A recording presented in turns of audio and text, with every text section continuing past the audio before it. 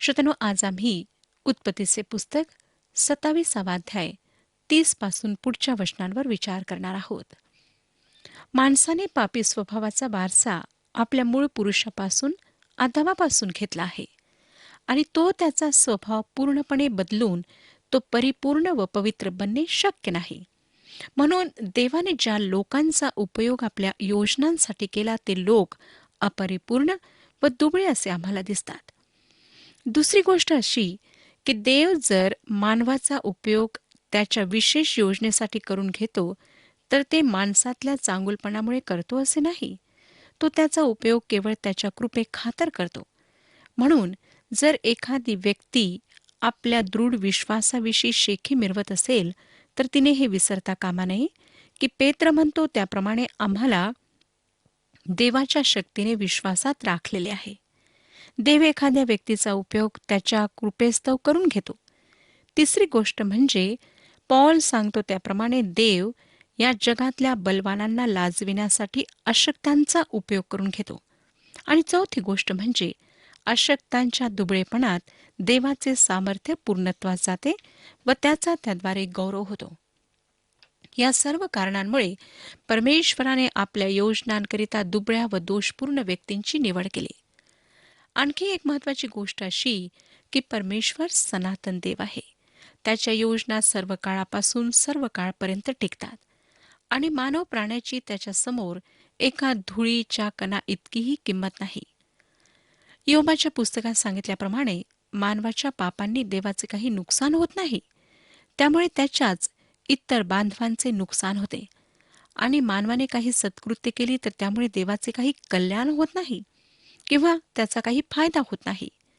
त्याचा फायदा त्याच्या सारख्याच इतर मानवांना होतो. देवाच्या योजना माणूस कसाही असला तरी स्थिर राहतात, त्या बदलत नाहीत व तो त्या पूर्ण केल्याशिवाय राहत नाही. म्हणून अब्राहम व सारेकडून मिस्राला जाण्याची मोठी चूक हो किंवा याकोबाने आपल्या वडिलांना फसवण्याचा प्रयत्न करो, देवाच्या त्यांच्याविषयीच्या योजना स्थिर होत्या व त्या योग्य समयी पूर्णत्वास गेल्यात. यावरून कोणी उपरोधाने म्हणेल, मग काय मी कसाही वागलो तर देवाला त्याचा फरक पडत नाही आणि त्याच्या योजनाही बदलत नाहीत? असे आपले म्हणणे चुकीचे आहे.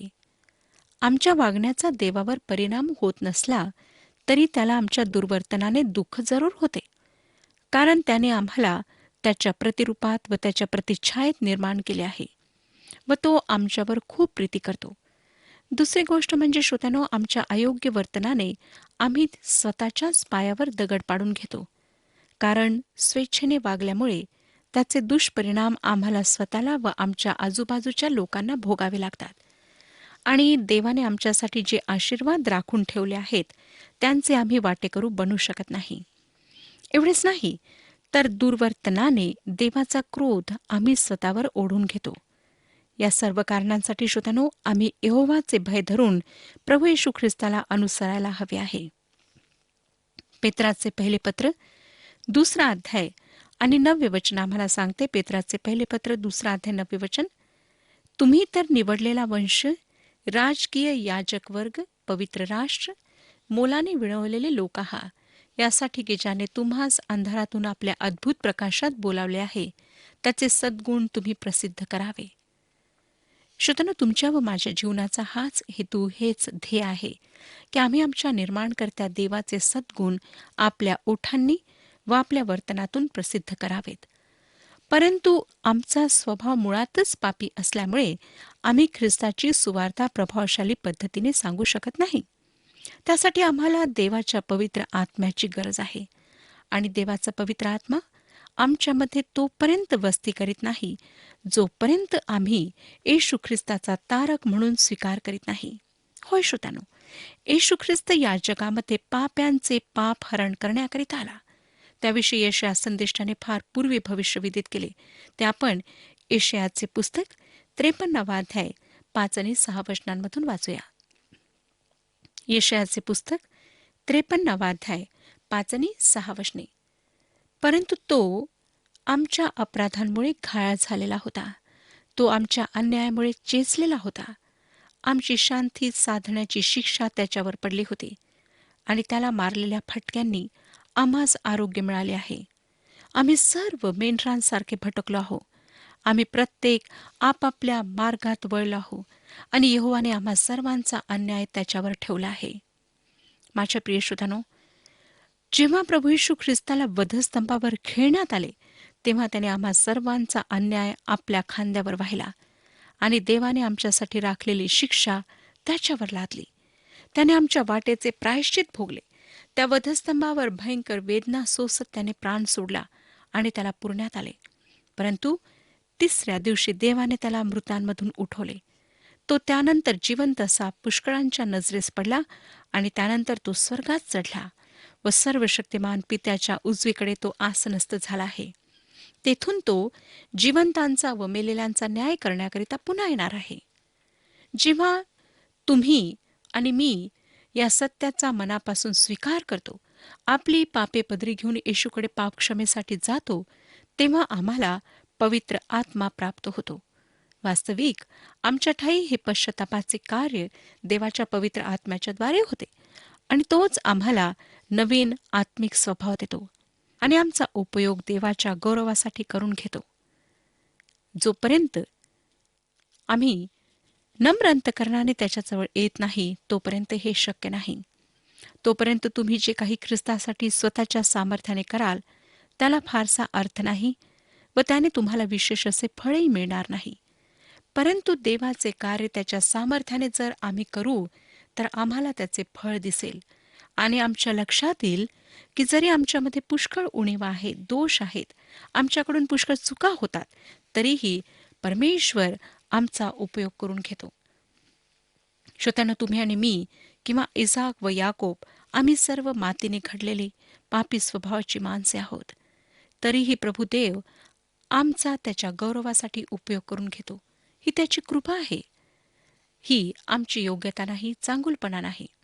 म्हणून त्यामध्ये शंका काढत बसण्यापेक्षा स्वतःला ख्रिस्ताच्या स्वाधीन करणे आणि पवित्र आत्म्याच्या हातातले एक उपयुक्त साधन बनणे, यातच आमचे हित आहे. आता आपण 27वा अध्याय 30 ते 33 वचने वाचूया. इसाकाने याकोबास आशीर्वाद देण्याचे पुरे केले आणि याकोब आपला बाप इसाक याच्या जवळून जातो न जातो, तोच त्याचा भाऊ एसाव शिकारी होऊन आला.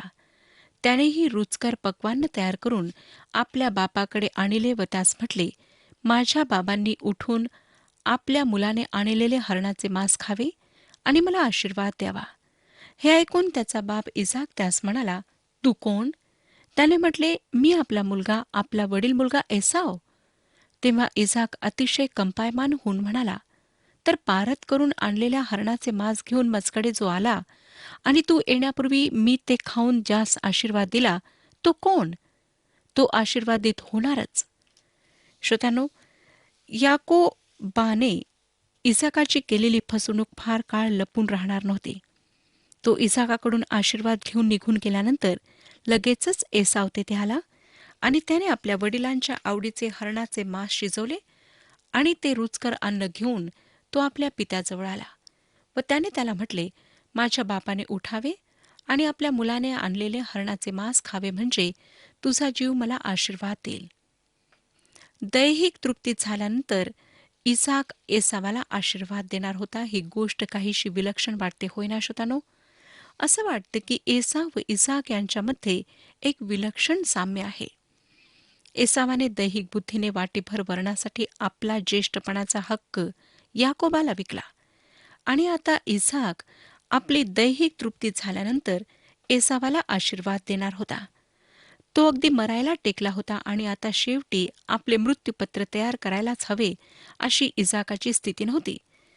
परंतु त्याला त्या आशीर्वादाचे महत्त्व माहीत होते आणि त्याला हेही माहीत होते की आयुष्य केव्हाही संपू शकते. म्हणून चांगल्या स्थितीत असतानाच एसावाला गुपचूप आशीर्वाद देऊन टाकावा असा इसाकाचा विचार होता. त्याआधी खाऊन पिऊन तृप्त व्हावे, मग चांगल्या तृप्त मनस्थितीत त्याला आशीर्वाद द्यावा असा इसाकाचा हेतू होता. परंतु आता एसाव जेव्हा त्याच्या आवडीचे भोजन घेऊन आत आला, तेव्हा आपला हेतू पूर्णपणे फोल ठरल्याचे त्याच्या लक्षात आले. आपण फसलो गेलो आणि आपण याकोबाची लबाडी ओळखण्यास असमर्थ ठरलो याची त्याला धक्कादायक जाणीव झाली.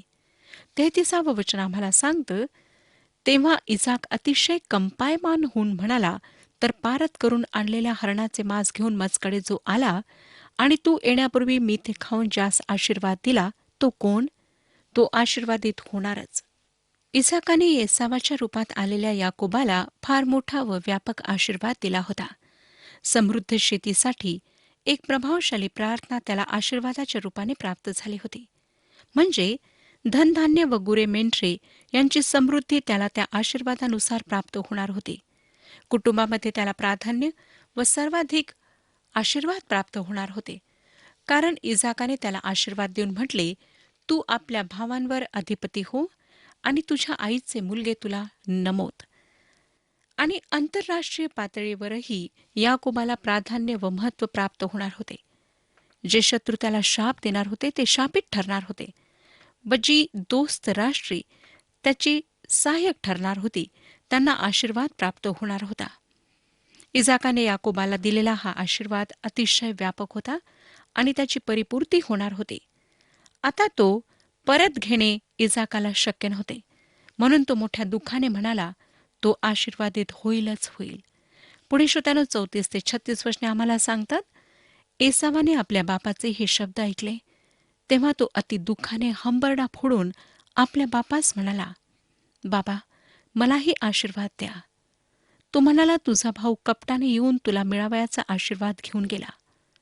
तेव्हा तो म्हणाला, त्याला याकोब अर्थात युक्तीने हिरावून घेणारा हे नाव यथार्थच ठेविले नाही काय? कारण त्याने 2दा मला दगा दिला. त्याने माझा ज्येष्ठत्वाचा हक्क घेतला, तो घेतला व आता माझ्या आशीर्वादाचाही त्याने अपहार केला. तर आपण माझ्यासाठीही काही आशीर्वाद राखून ठेविला नाही काय? श्रोत्यानो, एसावाचे हे दुःख खरोखर मोठे आहे. आणि जरी दैहिक बुद्धीने त्याने आपला ज्येष्ठपणाचा हक्क याकोबाला विकला होता, तरी आता त्याला आपल्या चुकीची जाणीव झाली होती. परंतु जे झाले ते सुधारण्याच्या पलीकडे होते. इसाकाने याकोबाला एसाव समजून सर्व आशीर्वाद त्याला देऊन टाकले होते. याकोबासाठी इसाकाने काही एक राखलेले नव्हते. त्याचे याकोबावर काही एक प्रेम नव्हते, हेच या घटनेतून उघडकीस येते. परंतु इसाक व एसावाचे दुर्दैव हे की इसाकाचा हा बेत पूर्णपणे फसला होता आणि जे सर्व आशीर्वाद एसावाला मिळणार होते ते याकोबाला मिळाले आणि जे याकोबाला मिळणार होते ते एसावाला मिळाले. पुढे 37 ते 40 वचने सांगतात, तेव्हा इसाकाने उत्तर दिले, पहा, मी त्याला तुझा स्वामी करून ठेविले आहे. त्याचे सर्व भाऊबंद त्याचे सेवक केले आहेत आणि धान्य व द्राक्षरस ह्यांच्या योगे त्याला मी समृद्ध केले आहे. तर माझ्या मुला, आता तुझ्यासाठी मी काय करू? एसाव बापास म्हणाला, बाबा, आपणापाशी एकच आशीर्वाद आहे काय? बाबा, मलाही आशीर्वाद द्या. आणि एसाव हेल काढून रडला. तेव्हा त्याचा बाप इसाक त्यास म्हणाला, पहा, पृथ्वीवरील सुपीक जमिनीपासून दूर वरून आकाशातील दव पडते, तेथून दूर तुझी वस्ती होईल. तू आपल्या तरवारीने जगशील व आपल्या भावाचे दास्य करशील. तरी असे घडून येईल की तू अनावर होशील, तेव्हा तू आपल्या खांद्यावरचे त्याचे जू उडवून देशील. श्रोत्यानो, इसाकाने आपल्या नकळत याकोबाला एवढा व्यापक व सुंदर आशीर्वाद दिला होता की आता त्याच्याजवळ एसावासाठी काही एक शिल्लक राहिले नव्हते. आता याकोबाच्या आशीर्वादाला पूरक मिळता जुळता असाच आशीर्वाद एसावाला देणे क्रमप्राप्त होते. इसाकाने त्याला सांगितले, पहा, जेथे जमीन सुपीक आहे व जेथे वरून आकाशातले दव पडते तेथे तुझी वस्ती होईल आणि तू आपल्या तरवारीने जगशील व आपल्या भावाची सेवा करशील. आणि असे होईल की तू प्रबळ झालास म्हणजे तू आपल्या मानेवरून त्याचे जू मोडून टाकशील. दुसऱ्या शब्दांमध्ये प्रभुदेवाने जे विदित केले होते की वडील धाकट्याची सेवा करील, तेच एसावाला या आशीर्वादाच्या रूपाने प्राप्त होणार होते. एसाव व याकोब या 2 जुळ्यांच्या जन्माआधी प्रभू परमेश्वराने विदित केले होते की वडील धाकट्याची सेवा करील आणि हे भविष्य अगदी अचूक ठरलेले आहे. रिबेकेने याकोबावर प्रीती करून त्याचे सहाय्य करून हे भविष्य खरे करण्याचा स्वतःच्या बुद्धीने प्रयत्न केला. दुसरीकडे इसाकाने आपल्या आवडत्या मुलासाठी आशीर्वाद देण्याची गुप्त योजना बनवली, पण ती अयशस्वी ठरली, कारण रिबेकेने याबाबत फार चातुर्य दाखवले. दोघांनीही आपल्या स्वभावानुसार व आपल्या बुद्धीला योग्य वाटेल असेच वर्तन केले आणि त्यांच्या दोन्ही मुलांनीही आपल्या स्वभावाला साजेसे असेच वर्तन केले. श्रोत्यानो, त्यांच्या जीवनात जे घडले ते एखाद्या बाह्य शक्तीच्या इच्छेने नव्हे, तर त्यांच्या स्वतःच्या स्वार्थानुसार व पसंतीमुळे ते घडले. आणि देवाने त्यांच्याविषयी विदित केलेले भविष्य अगदी तसेच्या तसे पूर्ण झाले. ऐरवी देवाने हे भविष्य त्याच्या मार्गाने कसे पूर्ण केले असते हे आपण सांगू शकत नाही, परंतु निश्चितच त्याचा हेतू व त्याचा मार्ग या मानवी मार्गापेक्षा चांगला होता. आणि तो हेतू मानवी कारस्थान व लबाडी यामुळे नष्ट झाला.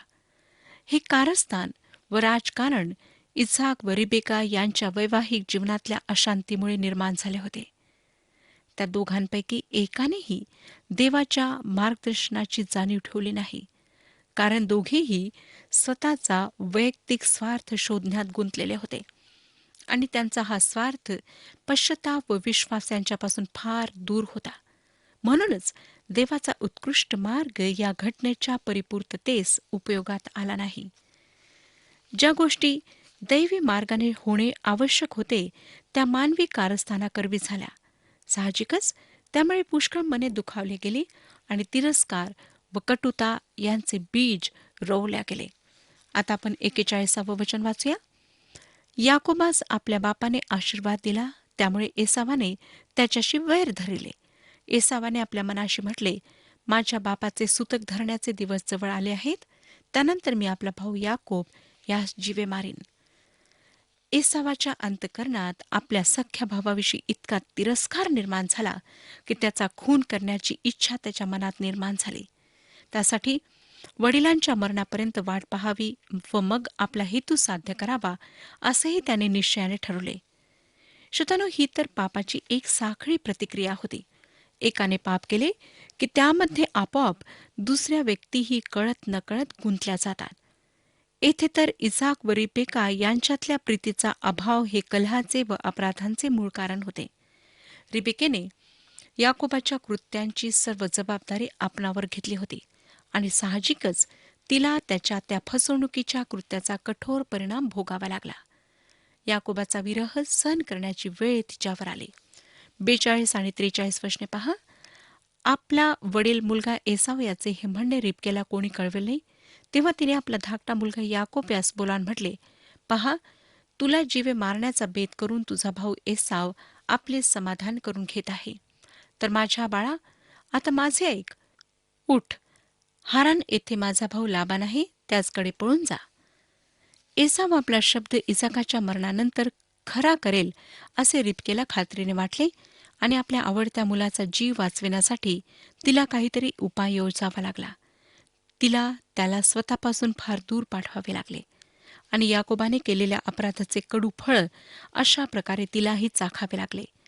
यानंतर तिची व तिच्या लाडक्या याकोबाची पुन्हा कधीही भेट झाली नाही.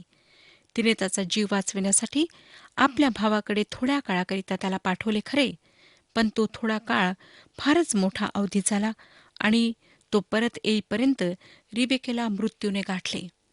श्रोत्यानो, याकोब आपल्या मामाकडे जाऊन राहणार होता आणि त्याला तिथे अनेक कठीण धडे गिरवावे लागणार होते. तो जरी चतुर होता तरी त्याचा मामा लाबान महाचतुर होता आणि त्याच्या हाताखाली काम करताना याकोबाला अनेक कठीण परिस्थितींचा सामना करावा लागणार होता. 44 आणि 45 वचने सांगतात, आणि तुझ्या भावाचा तुझवरचा राग जाईपर्यंत थोडे दिवस त्याचपाशी राहा. तुझ्या भावाचा तुझवरचा राग जाऊन तू त्याला जे केले त्याचा त्याला विसर पडेपर्यंत तेथे राहा. मग मी तुला तेथून बोलावणे पाठवून आणीन. एकाच दिवशी तुम्ही दोघांनी मला का अंतरावे? जरी रिबेकेची याकोबावर अधिक प्रीती होती तरीही तिने एसावला अगदी टाकून दिले नव्हते. जर एसाव व याकोब यांच्यात युद्ध जुंपले तर एकही जिवंत राहणार नाही याची तिला खात्री होती.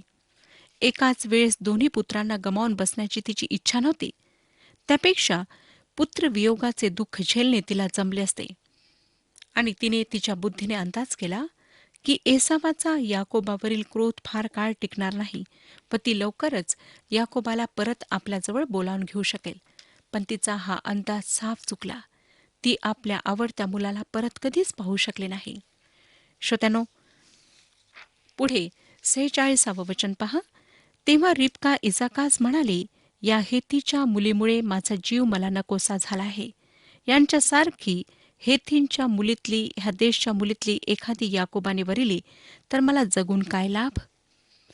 मागच्या अध्यायातच आपण वाचले होते की एसावाने हित्ती मुलीशी विवाह केला होता आणि त्या इसाक व रिबका यांच्या मनाला खेद अशा होत्या.